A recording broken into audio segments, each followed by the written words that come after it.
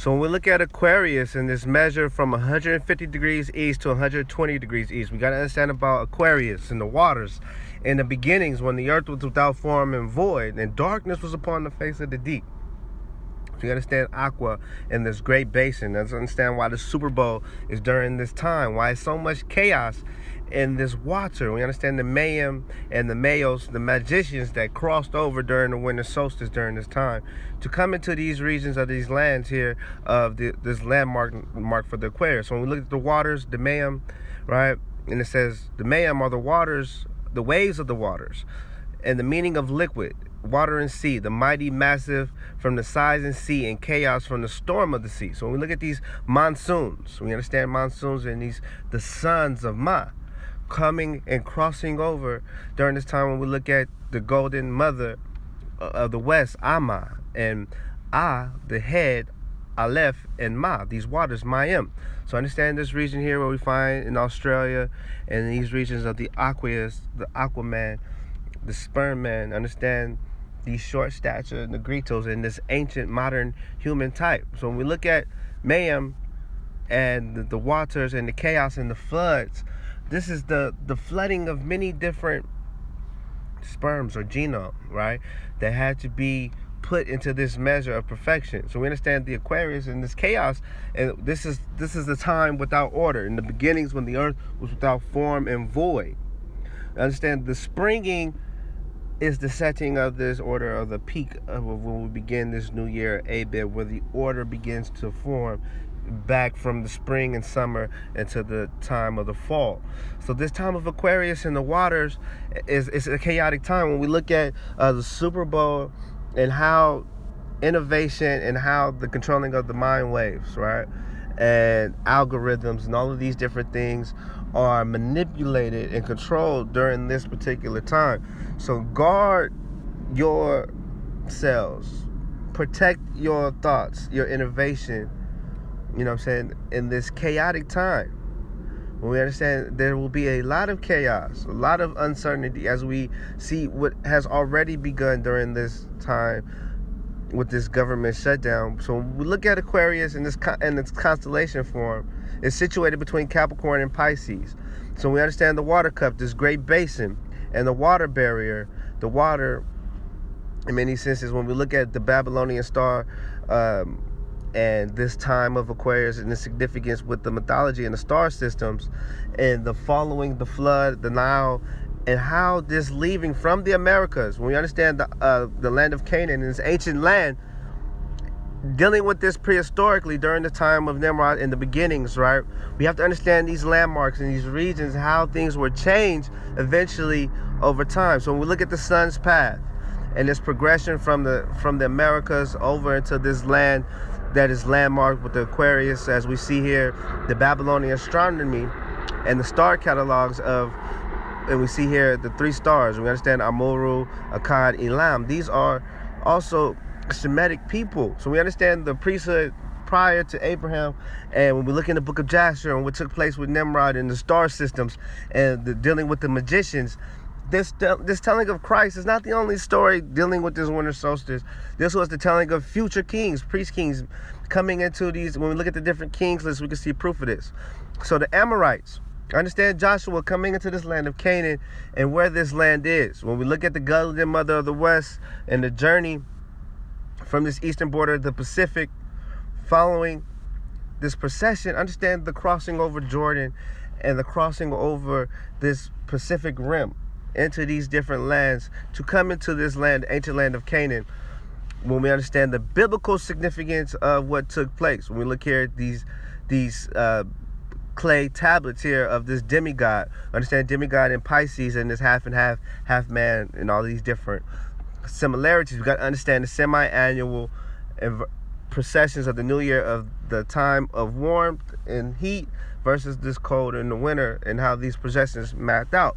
But when we look at the biblical significance of Israel and this ancient land and Joshua the son of Nun taking over this land of the Amorites, land of Canaan, we have to understand that Israel was removed out of this land by the Assyrians, the first captivity to take place. And they were bounded to not no longer be in this land. Now, some say that this land was the Americas. When we see here the palm tree, the pan palm, the tamari, right, and this land here of the Americas, this coast here of the Americas, and the Grand Canyon, the Sea of Reeds, and its connections. When we see Joshua the State National Park and these trees and these significance here, this land, we can clearly see the connection from Amuru, the Amorites, the land of Canaan, and how some of these biblical lands are associated with the Americas. But when we look at this biblically, these things get manipulated, because when we look at the Northern Kingdom, and right here, when we look at King Shalmaneser, 2 Kings, reading 2 Kings, the 17th chapter and the 18th chapter, and understand that these captive Philistines, right, when we look at the Philistines in this coast, and the different stela of the Metapernach stela, this stela is important because it identifies Israel being in the land of Canaan and being wasted, connecting this with the biblical text. So this is why we have all of these heathen people now in these regions of lands performing these different customs, why we have people claiming to be indigenous to the land that have customs and traditions merged from the ancients. Now, however, the Most High told us when we was going to come into the land in Leviticus, the 20th chapter, verse 25 through 20 to 25, he told us not to do as the people that were in the land, so that the land spew us not out. So understand the land of Amuru and the Marpatan Stela and Israel being in this land of the Americas here, situated from the Sierra Mountains, from Nevada.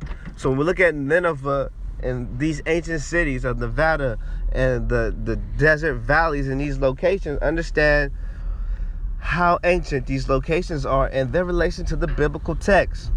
So California and these regions here along this coastline, all the way to the eastern borders of the Atlantic to the Pacific.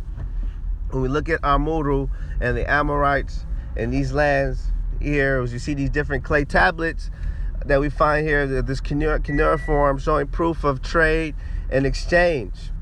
And when we look here at the naming of these things, we can find proof of these Anu people, these crossings, these things being documented here in the Americas prehistorically, to when they were brought to this, what we call the old world. We have to understand that this new world of America is truly the old world. And so these things were brought into these so-called old world by these Asiatic travelers, invaders. So we look here at Lebanon and the cedars of Lebanon and the California incense cedar trees. We have to understand these migrations and these times and these landmarks designed by the heaven, aligned by the heavens, and how these ancient empires traveled. They help decipher this information for us to understand the migrations of the ancients and how to follow the ways of the Most High, and how to separate from different traditions. As we see these captives here, when we look at the sea peoples, the Phoenicians, the tribe of Dan, and how a lot of these tribes lost their inheritance. When we look at the Northern Kingdom, they were removed out of the land. I don't know how. That is very important that we understand that.